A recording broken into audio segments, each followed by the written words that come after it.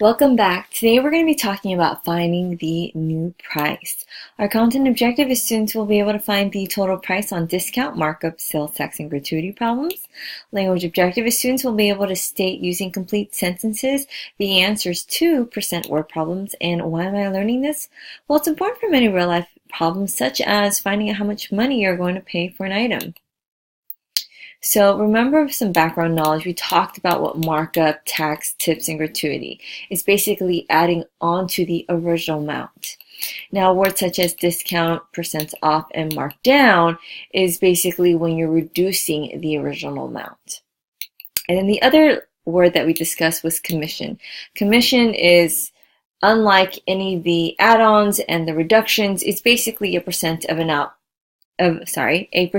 amount paid to a worker as an incentive to make them work harder to sell certain things such as a car or a house and things like that. So some other background knowledge that we did is we worked with creating a one-step percent. Is talking about if we're doing a markup of 34%, and if instead of doing two separate steps, we could just go ahead and do a total of 134%.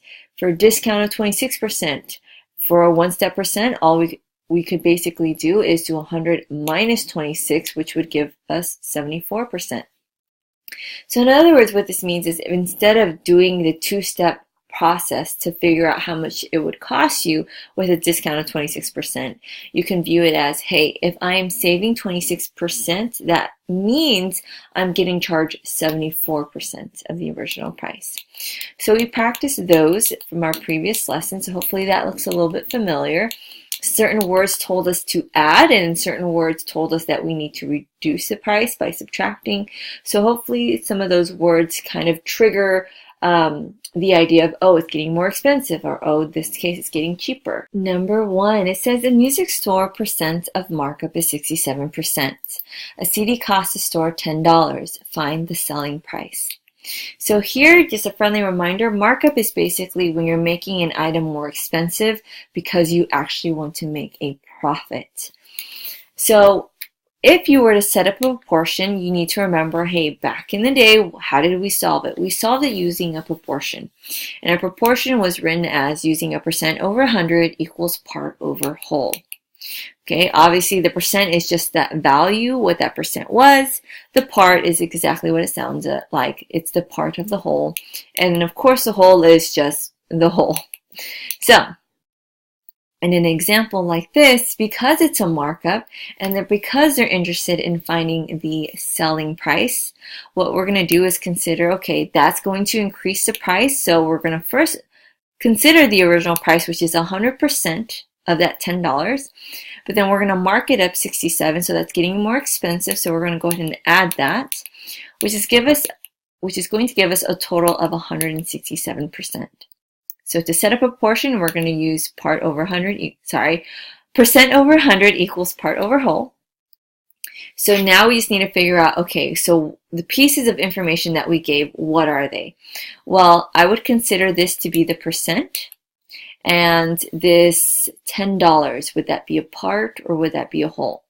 That would be a whole because that's what they're currently charging for each CD. So when I plug it into this proportion here, I'm going to replace the percent with 167. And then I'm going to replace the whole with a 10. And I would go ahead and put a variable here to solve for this part. So essentially, if you remember from previous examples and other lessons, what you're trying to do is find that multiplier. What multiplier are we multiplying to get from 100 to 10? Because once we figure that out, we can go ahead and plug it here to figure out what the value of n is. So hopefully you realize from this that the multiplier is 1/10. Now if you multiply that, you would end up with n equals 16.7. So to answer this question, which was find the selling price, I would say the music store sells a CD for $16.70. Now I wouldn't write it like this because this does look a little bizarre. Now, is there another way to solve it? Yes, we can also use a proportional equation, which I personally prefer only because in a real life situation, this is what my mind would go straight to. I wouldn't necessarily solve it as a proportion, but this is me personally. So here, same problem. What we could do is think of as y as the amount after the change. K is going to be our percent. That is that constant of proportionality. And then X is going to be our original before any of the change occurs. So in this case, I'm going to go ahead and say that the percent is going to be the 1.67. If you're wondering how I got 1.67, remember that you're going to pay 100% of the item. And since you're going to mark it up 67%, that gives us 167%. But to convert that into a decimal, you are moving the decimal 2 places to the left, and that's how we got 1.67. Now, we need to multiply that by X. X is the amount before the change. So do we have that value? The answer is yes. That amount was the $10. And that's going to give us Y, which is the amount after the change. So with that said, if you were to solve it this way, you're essentially multiplying 1.67 times 10, which is 16.7. Now, I do like this because to me, it is one easy step of simply multiplying 1.67 times 10, which is 16.7. The answer is still the same. I would still say the music store sells the CD for $16.70. So for number 2, it says a video game that regularly sells for $45 is on sale for 25% off. What is that sale price? So here, they want to know the sale price. They don't want to just know about the discount. They want to know, hey, after this discount, what are you going to sell this video game for? So discounts are making things more cheaper, so we need to consider that. So first, to figure out our percent, we're going to say, okay, since it's a discount, the price is going to decrease. So we need to start with the original price, which is 100% of that price of the 45. But because you're getting 20% off, that is going to get cheaper. So we're going to subtract that, which is going to give us a new total of 80%. Now to set up our proportion, we're going to go ahead and identify the information that we have into, okay, is it a percent, is it a part, or is it a whole? So obviously our 80% is the percent. Now the other piece of information that was given was this $45. Is $45 a part or a whole? Hopefully you understand this is a whole. This is the price of the video game, period. So we're going to go ahead and plug it into our proportion as the percent being 80, the whole being 45, and we're just going to solve for n. So once again, this method would require you to figure out the multiplier and then plug it in to figure out the new value. In this case, not the new value, sorry, the value of n. So you need to figure out what the multiplier is. So in this case, hopefully you recognize that the multiplier is, let's see, if you had 100, m equals 45, you'd have to divide both sides by 100, and you'd get m equals 45 over 100, but you need to reduce, and that would give you 9 over 20. So if you multiply this by 9 over 20, let's see what that gives us. 80 times 9 over 20, cross cancel. It's going to give us 36. So n equals 36. So if you use this proportion, you would get to the answer of the sales price is going to be $36. Now, does that make sense? Absolutely. If you're getting a discount, you expect to pay less than $45. So this value does make sense. Now, using a proportional equation, let's see what happens here. So we're going to use the form y equals kx. I'm going to understand that for the constant proportionality, we're not going to just use this 20% that they gave us because they want to know the sales price and not just the discount alone. I had to consider it, and that new percent is going to be 80. Because if you're saving 20%, that means you're paying 80%, and that's what they want to know is how much are you going to have to pay. So we're going to replace K with 80%, which is 0.8. If you're wondering how I got that, you just move the decimal 2 places over. Now I multiplied by 45 because 45 is the original price. Now when I multiply that, I'm going to get 36. Notice you get the same exact value as you would have solving it a proportion. So here I would definitely say the video game is on sale for $36. Number 3, why don't you go ahead and pause the video and try this one by yourself using whichever method you prefer.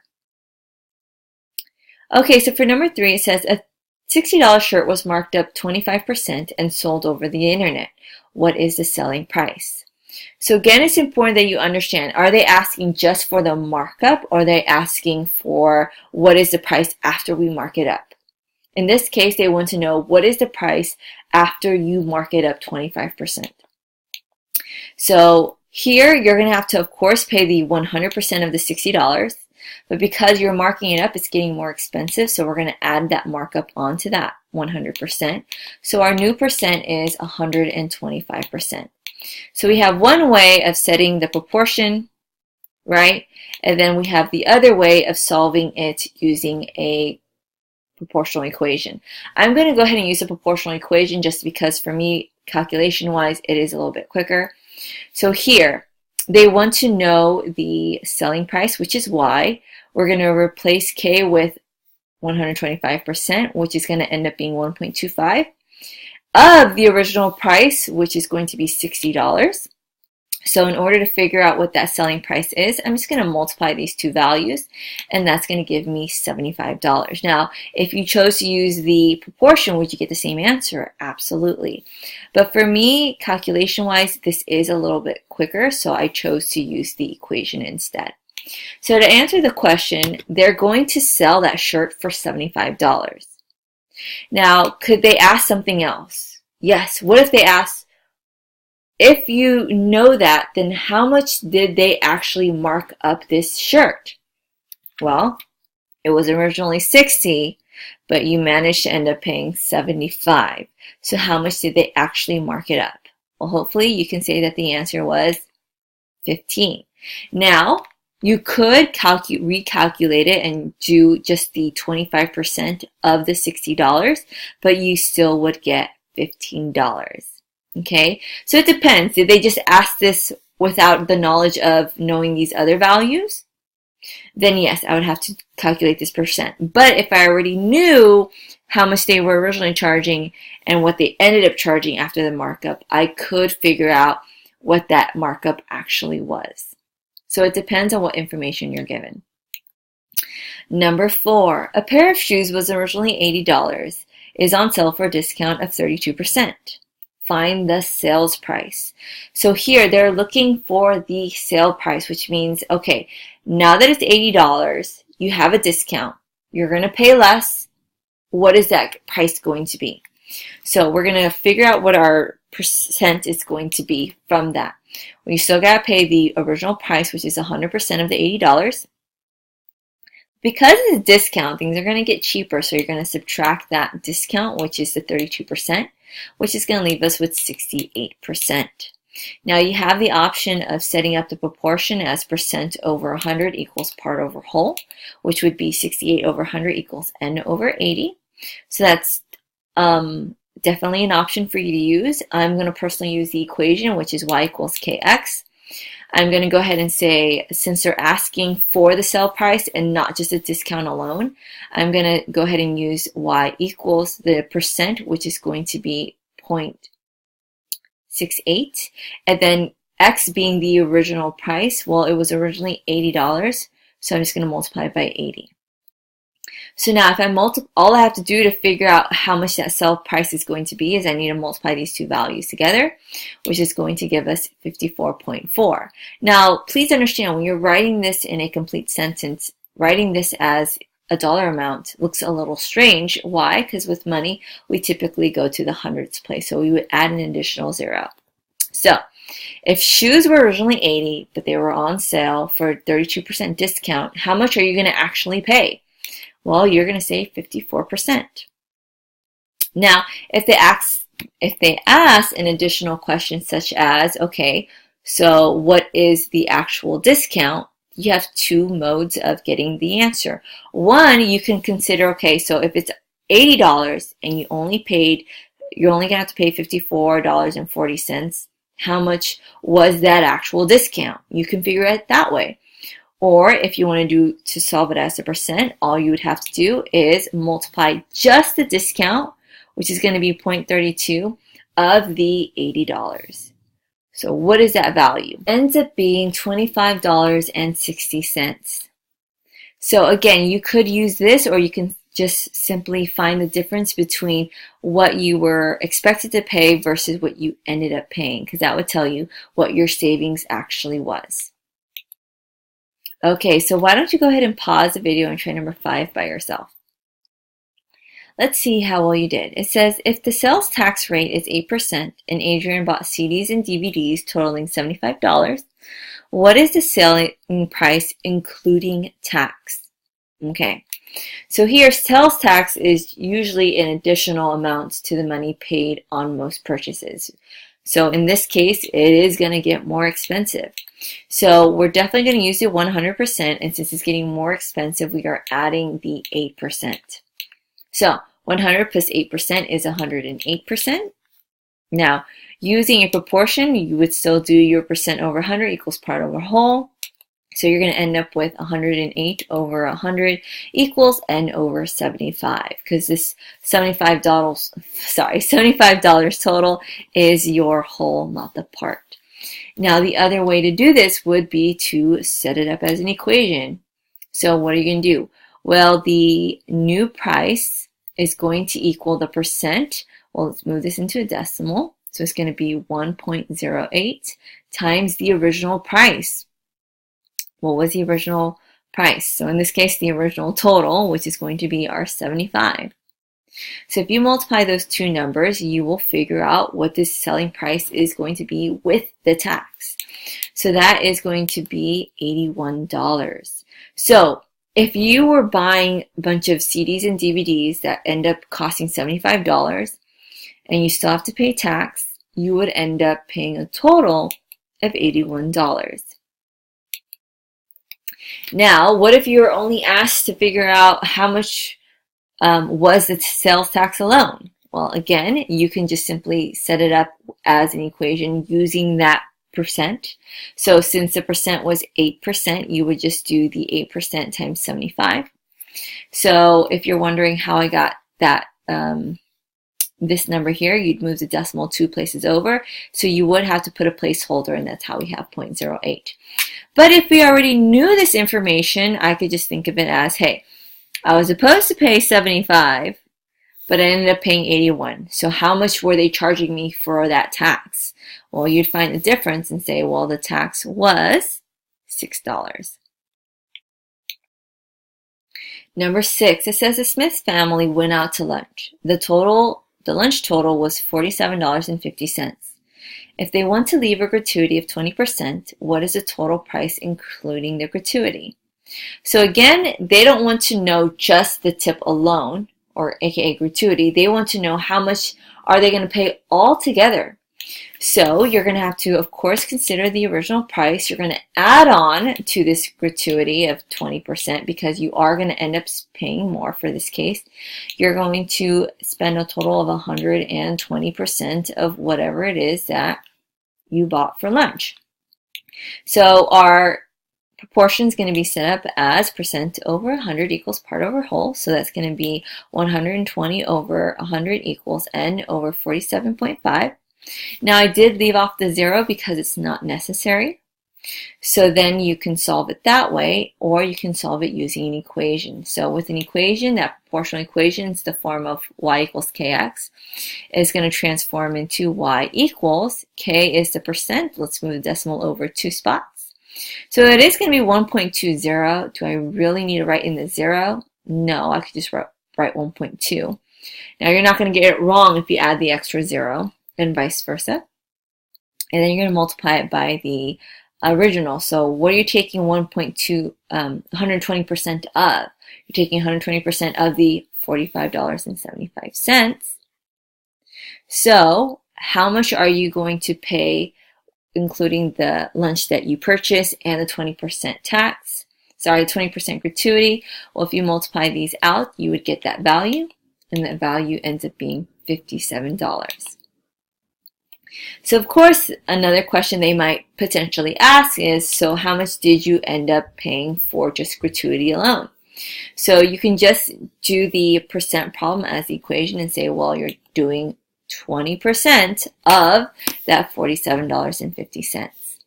Or you can, again, if you were given these numbers, you're only supposed to pay $47.50, but you ended up paying $57, including the gratuity. So how much did you pay?